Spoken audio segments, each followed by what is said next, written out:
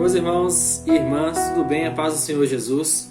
Meu nome é João, eu sou professor de escola dominical da congregação do bairro Jardim Guanabara, daqui da região do Guarani.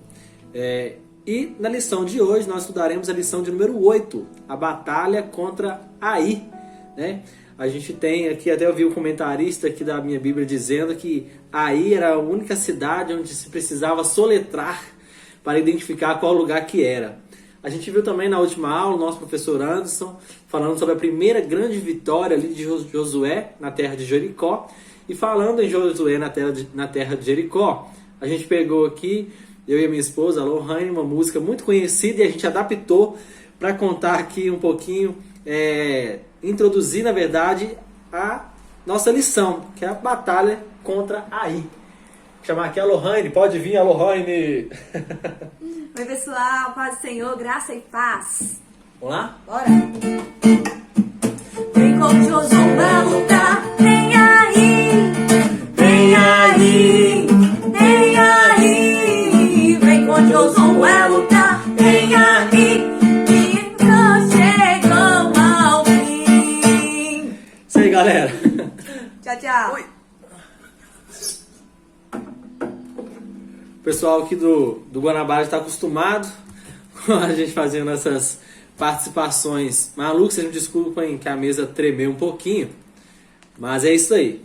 Mas então, quem era Acã? Que batalha foi essa? Que cidade que é essa? Aí, o que aconteceu? A gente vai ver hoje então, nessa lição. O texto do dia está falando assim. Está em 2 Crônicas, no capítulo 7, no versículo 14. Versículo muito conhecido entre nós também, cristãos. Se meu povo, que se chama pelo meu nome, se humilhar e orar, e buscar a minha face, e converter os seus maus caminhos, então eu ouvirei dos céus. Perdoarei os seus pecados, sararei a sua terra, é o que diz o final do versículo. A síntese, o autor colocou: o pecado de um único homem fez com que os hebreus experimentassem a derrota em Ai. Gente, o nosso texto bíblico, na verdade, vai se passar no capítulo 7, tá? Do livro de Josué. Eu não vou seguir fielmente, assim, detalhadamente, o comentarista, como ele fez aqui na lição, mas eu vou falar para vocês toda a história e como aconteceu. A primeira coisa que me chamou a atenção é que a gente teve um grande milagre, que foi Josué, né, vencer e as muralhas de Jericó caírem, né? Isso é um dos grandes marcos da história, uma das maiores vitórias que Israel já teve. Isso é fato. E foi a primeira grande vitória, assim como eu já disse, de Josué liderando o povo. Mas também, como a gente vai ver daqui uns minutinhos, foi a primeira vez que Deus irou-se com o povo de Israel na liderança de Josué. A gente tem ambos os lados. Tem a primeira vez para tudo, não é isso? Então, Josué e o povo de Israel venceu ali Jericó. Mas o que acontece? Eu queria te fazer essa pergunta também. O que acontece depois do milagre? O que acontece depois que Lázaro saiu ali do túmulo, né, da cova, que a pedra rolou, né, que tiraram ele amarrado como uma múmia, como muitos dizem? O que acontece nos dias depois da promessa? Sabe o que acontece? Não acontece nada. A gente tem que continuar vivendo. As batalhas continuam. Josué e o povo tinham vencido, mas venceu uma batalha. Enquanto nós estivermos aqui, a guerra ainda está acontecendo. Tá? Nós vencemos uma batalha, Jericó caiu, mas as coisas têm que continuar, as coisas têm que continuar andando. Temos que continuar fiéis. Não foi porque Josué venceu, que o povo de Israel venceu, que eles deveriam ter parado de vigiar, né? Que o povo deveria ter parado de orar. Não foi. A promessa aconteceu, os milagres aconteceram, Josué e o povo passou ali o Jordão, foram para Jericó, venceram. Mas as coisas não param, os desafios não param. Amanhã já de novo é segunda-feira e vamos para a luta de novo, vamos vencer, vamos batalhar. O final de semana foi ótimo, Deus falou conosco, mas amanhã o sol vai brilhar novamente e a gente tem que ir para a luta, tá? Não devemos parar não.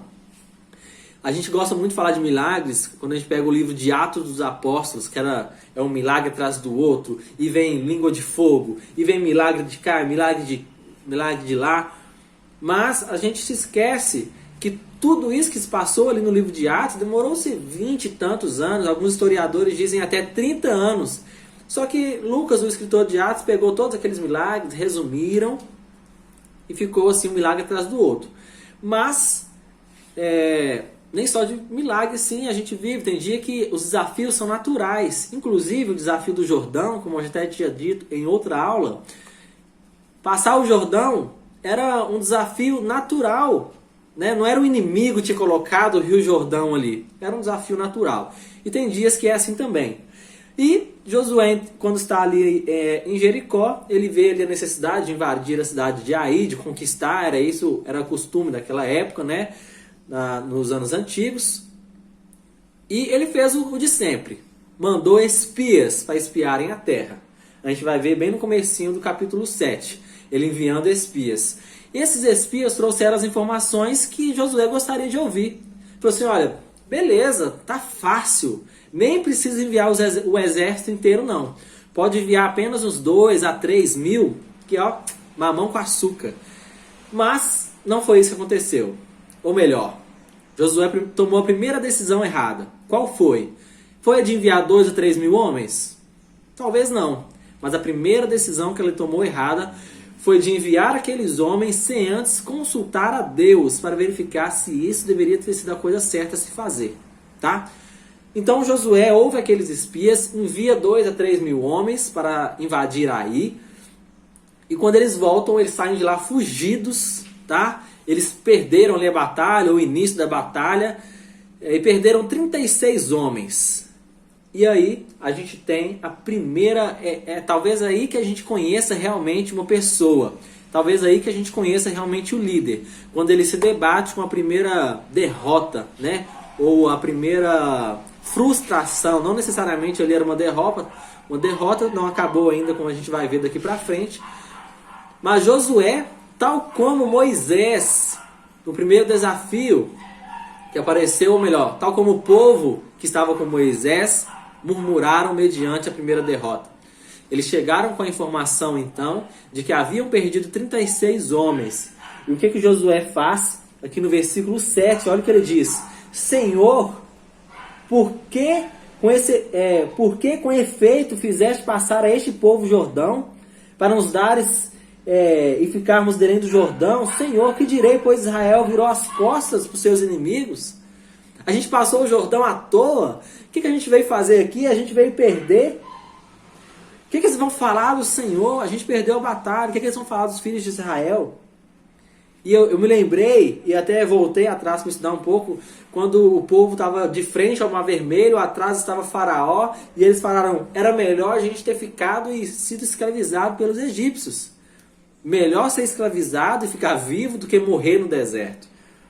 É a atitude mais natural do nosso corpo, da nossa mente, do ser humano. É murmurar, é falar que estava melhor antes, né? E falar palavras contra o nome do Senhor. E foi isso que eles fizeram. Mas o nosso Deus, ele é o mesmo de ontem, mesmo de hoje, vai ser eternamente. O mesmo que ele falou para aquele povo, ele vai falar para Josué. Com aquele povo, ele falou para Moisés, olha, por que eles estão murmurando? Marchem. E para Josué, ele vai falar a mesma coisa. Josué, levanta-te. Por que você está prostrado, levantando com seu rosto ao solo? Israel pecou, mas agora a gente vai resolver isso. Pare de murmurar, para de reclamar, pois eu farei ainda grandes coisas no teu meio. A gente precisa agora achar, então, Deus falando com Josué, a gente precisa achar o que está acontecendo. E então Deus revelou a Josué, tem um pecado no meio do povo, tá? E olha o que diz o versículo 12, no capítulo 7. Pelo que os filhos de Israel não puderam subsistir perante os seus inimigos, viraram as costas diante dos seus inimigos, porquanto são amaldiçoados. Não serei mais convosco, se não desraigastes o anátema, o amaldiçoado, aquela coisa amaldiçoada do meio de vós. não iremos vencer enquanto nós não tirarmos aquilo que está amaldiçoando a nossa vida do nosso meio. E foi isso que Josué ouviu. Deus falou, olha, vocês vão vencer, mas eu não estarei mais convosco se o pecado continuar no meio de vós. E ele falou, olha, tem alguém que está em pecado. Ele está amaldiçoando o povo de Israel com esse pecado. Você pode procurar entre as tendas, primeiro vai entre as tribos, da tribo você acha a família, da família você vai achar o homem. E daquele homem você vai encontrar então o que está dando errado. E foi assim que aconteceu. Josué deu ouvido à voz do Senhor e foi procurar então na tribo, e acabou encontrando na tribo de Judá, Acã, está aí no versículo 18, filho de Carmi, filho de Zabde, filho de Zerá, da tribo de Judá. Então, Josué, olha aqui, ele quase implorou para Acã, eu te peço, filho, faz confissão perante ele e declare-me agora o que fizestes, não me ocultes. E respondeu Acã a Josué, o versículo 20, verdadeiramente pequei contra o Senhor, Deus de Israel, e fiz assim e assim. Quando vi o despojo, uma boa capa babilônica, Babilônia era inclusive conhecida também por vários tecidos nobres, né? Eu também vi 200 ciclos de prata e uma cunha de ouro do peso de 50 ciclos. Cobicei e tomei-os, e eis que estão escondidos na terra, no meio da minha tenda, e a prata debaixo da terra. O que aconteceu? Acã viu a oportunidade e roubou algumas coisas, achando que estava tudo bem, que estava saindo por cima. Inclusive eu tomei a liberdade de estudar um pouco sobre essa questão dos ciclos de pratas, que a gente vai ver no Antigo Testamento. Foi, se não me engano, por 400 ciclos de prata que Abraão comprou a terra para enterrar Sara, e depois também, quando morreu, foi enterrado. Davi comprou uma ilha que, se não me engano, também era de 50 ciclos de prata. E aqui a gente vê esses ciclos novamente.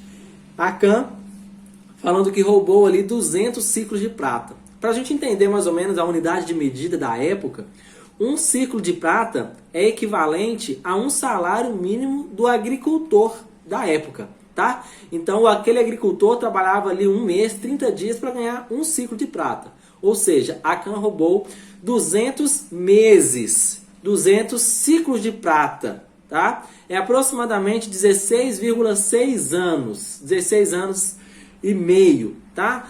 E se a gente fosse trazer para hoje, se o agricultor dos dias de hoje ganhasse um salário mínimo, seria 200 salários mínimos, o que daria 209 mil reais, tendo o salário mínimo de hoje, R$ 1.045.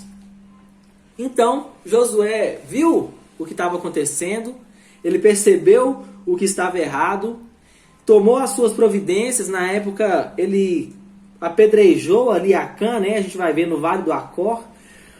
E ainda disse as últimas palavras ali a Acã: por que nos turbastes? O Senhor te turbará a este dia. E todo Israel o apedrejou com pedras, e os queimaram a fogo, e os apedrejaram com pedras. Então foi queimado. A gente achou que estava errado, achou a maldição que estava atrapalhando a gente de vencer. E é isso também que a gente deve fazer, tá? Encontrar o que está dando errado, o que está nos atrasando, o que não nos faz vencer e exterminar. Pois assim como Deus diz para Josué: não serei convosco, se não tirares aquilo que está amaldiçoando vocês, o que está amaldiçoado no meio de vós. Agora a gente vê então o capítulo 8, né, de Josué. Disse o Senhor a Josué: não temas e não te espantes, toma contigo toda a gente de guerra e levanta-te e sobe a Ai. Olha o que tenho dado na tua mão, o rei de Ai, o seu povo e a sua cidade e a sua terra. Bom, um dos erros estratégicos, na minha visão aqui, né, limitada de estratégia, aqueles espias subestimarem, tá, o seu inimigo, tá bom? Eles viram aquela cidade pronta para invadir e falaram assim: beleza, tá tranquilo, tá fácil, mamão com açúcar. Só 2 a 3 mil homens, tá ótimo, tá valendo. Mas foram derrotados. Eles subestimaram o inimigo, achando que a força estava no braço, né? Mas não, a força está no nosso Deus. Talvez outrora, se Josué tivesse consultado a Deus, Deus já teria revelado a Acã, as coisas não teriam tomado essas proporções, né, que foi tomada aqui naquela época, e teria uma vitória de primeira. Mas não foi isso que aconteceu. Mas Deus disse, tudo bem, vou te dar a receita agora de como deve ser, e você vai fazer. Deus deu então a Josué uma nova estratégia. Eu vi a aula do meu amigo Jaime Totti há alguns dias, ele falando que, se eu não me engano, foi assim que ele utilizou a expressão, a vitória já é nossa, mas não por isso devemos deixar de nos preparar para a guerra, tá? A vitória Deus já tinha dado. Ele disse, olha, serei convosco se você tirar o que está amaldiçoando. Josué tirou o que estava amaldiçoando, ou seja, Deus estava com ele. Mas Josué se preparou da mesma forma. Josué então montou uma estratégia de guerra, tá, para vencer. Ele falou com os seus soldados, olha, eu estou indo de frente para a cidade, estou indo direto para lá, se eu não me engano com 5.000 homens. Quando eu me aproximar, eu tenho certeza que aqueles soldados da cidade vão vir até mim, vão vir até mim. Quando eles estiverem vindo até mim, quem estiver no flanco, quem estiver, se eu não me engano, ao norte da cidade, vai invadir a cidade, colocar fogo. E quando eu ver aquela fumaça, eu vou voltar. E aí, por quê? Quando Josué falou que estava indo de frente, e aquele povo, os soldados inimigos apareceram, Josué blefou, fingiu que estava voltou correndo, como se ele estivesse desistindo da batalha ao ver os soldados. Quando então os soldados viram que Josué estava correndo, continuou correndo atrás deles. Naquele momento então, o pessoal invadiu a cidade, os soldados da cidade de Ai olharam para trás, viram a fumaça e ficaram desesperados. E aquela fumaça foi o sinal para Josué retornar, sabendo que os seus outros soldados já tinham invadido a cidade. Essa foi a estratégia. Josué então venceu a batalha, exterminou com a cidade, tinha sobrado na verdade apenas o rei, né? Eles haviam poupado apenas o rei e levou o mesmo até Josué. Se eu não me engano, o mesmo foi enforcado em uma árvore posteriormente. E então Josué teve a sua vitória. Gente, a aula de hoje foi sobre essa história. Eu tentei ser o mais breve possível, contando toda a história. Eu espero que Deus tenha falado com vocês. E eu gostaria de destacar aqui o que Josué fez para vencer a batalha. Montou uma estratégia. Ele tinha um objetivo, ele estava determinado a vencer e ele se preparou para isso. Qual é o seu objetivo? Onde você quer chegar? Qual a vitória que você quer obter? Para isso, você precisa se planejar. Para isso, você precisa se planejar. Para isso, você precisa limpar a sua casa, ver se dentro de você existe algo que está te atrapalhando. Quando você se tiver algo, na verdade, elimine da sua vida. Depois disso, siga em frente, preparado. Não subestime o seu inimigo e seja pronto e avance, pois Deus será convosco. Um grande abraço, meus irmãos, e até a próxima.